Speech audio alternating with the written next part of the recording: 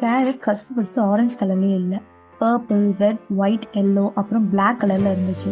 17th செஞ்சுரியில் Iran and Afghanistan scientist கேரட்டில் ஏதாவது ஒரு மாற்றத்தை கொண்டுட்டு வரணும்னு அதை ஹைப்ரிட் பண்ணாங்க. இதில் ஆல்ஃபா அண்ட் அதிகமான பீட்டா கேரட்டின் அதோட ரூட்டில் இருக்கிறதுனால நமக்கு ஆரஞ்சு கலரில் கிடைக்குது. இந்த ஆரஞ்சு கலர் கேரட்டில் நிறைய ஹெல்த் பெனிஃபிட்ஸ் இருக்குது. லாப்ஸ்டர், தமிழில் எறா இல்லைன்னா கடல் நண்டுன்னு சொல்லுவாங்க. இதோட ரத்தம் கலர்லெஸ்ஸாக இருக்கும், அதாவது கண்ணாடி மாதிரி இருக்கும். ஆனால் காற்றுல படும்போது அதோட பிளட் கலர் ப்ளூ கலரில் மாறிடும். ஏன்னா அதனோட பிளட்ல ஹீமோசைனின் அதிகமாக இருக்குது. ஹீமோசைனின் அதிகமாக இருந்தால் காப்பரோட கண்டென்ட்டும் அதிகமாக இருக்கும். அதனால தான் லாப்ஸ்டரோட பிளட்டு காற்றுல படும்போது ப்ளூ கலரில் மாறுது. ஆனால் குக் பண்ணும்போது இது ஜெல்லி கன்சிஸ்டன்ஸாக இருக்கும். ஹியூமனோட பிளட்ல ஹீமோக்ளோபின் அதிகமாக இருக்குது. ஹீமோக்ளோபின் அதிகமாக இருந்தானா அயன் கண்டென்ட் அதிகமாக இருக்கும். இதனால தான் நம்மளோட பிளட் ரெட் கலரில் இருக்குது. மூட் ரிங்ஸ் ஒரு தெர்மோக்ரோமேட்டிக் எலமெண்ட். இதில் இருக்கிற கிறிஸ்டல் யார் இந்த ரிங்கை போட்டுக்காங்களோ அவங்களோட டெம்பரேச்சருக்கு தகுந்த மாதிரி அதோட கலரை மாற்றிக்கிட்டே இருக்கும். எப்படின்னா ஹாப்பியாக இருந்தால் ஒரு கலர், சேடாக இருந்தால் ஒரு கலர், அதுவே கோவமாக இருந்தால் ஒரு கலர்.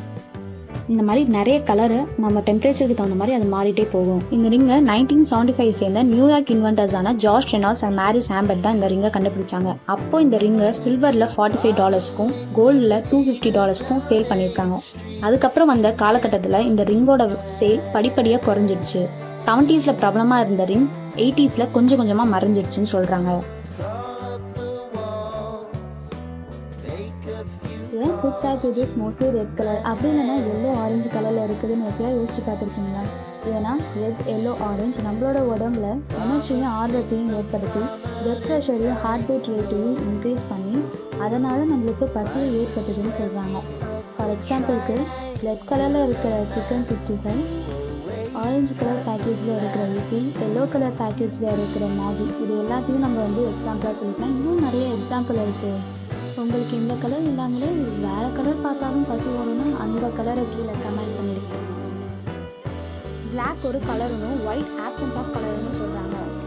ஏன்னா ஒரு 3 primary colours red, blue, yellow இதை ஆட் பண்ணும்போது பிளாக் கலர் கிடைக்கணும். ஆனால் ஒயிட் கலர் எந்த கலரை ஆட் பண்ணாலும் கிடைக்காதுன்னு சொல்கிறாங்க. பிளாக் ப்ரிடேட்டாஸையும் அப்படின்னா வேட்டையாடுறவங்களையும், டேஞ்சர்னா ஆபத்தையும் குறிக்குது. ப்ரிடேட்டாஸ்க்கு எக்ஸாம்பிளாக ட்ரைப்ஸ் அதாவது காட்டுவாசிகளையும், டேஞ்சருக்கு எக்ஸாம்பிளாக பைரட்ஸ் அதாவது கடல் கொள்ளையர்களையும் சொல்லலாம்.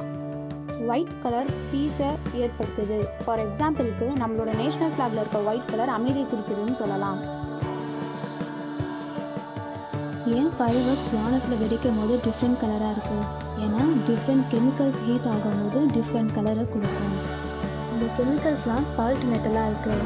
ஸ்டோன்சியம் கார்பனேட் ரெட் கலரையும், கால்சியம் குளோரைட் ஆரஞ்சு கலரையும், சோடியம் நைட்ரேட் எல்லோ கலரையும், பேரியம் குளோரைட் க்ரீன் கலரையும், காப்பர் குளோரைட் ப்ளூ கலரையும் கொடுக்குது. பொதுவாக ஃபயர் ஒர்க்ஸில் 2 முக்கியமான பொருட்கள் இருக்குது. ஒன்று பட்டாணி சைஸில் இருக்க கெமிக்கல் சால்ட் பெல்லட்ஸ், அப்புறம் பிளாக் பவுடர். இந்த 2 முக்கியமான பொருட்கள் இருக்கிறதுனால தான் நம்மளுக்கு ஃபயர் ஒர்க்ஸ் ரொம்ப கலர்ஃபுல்லாக கிடைக்குது.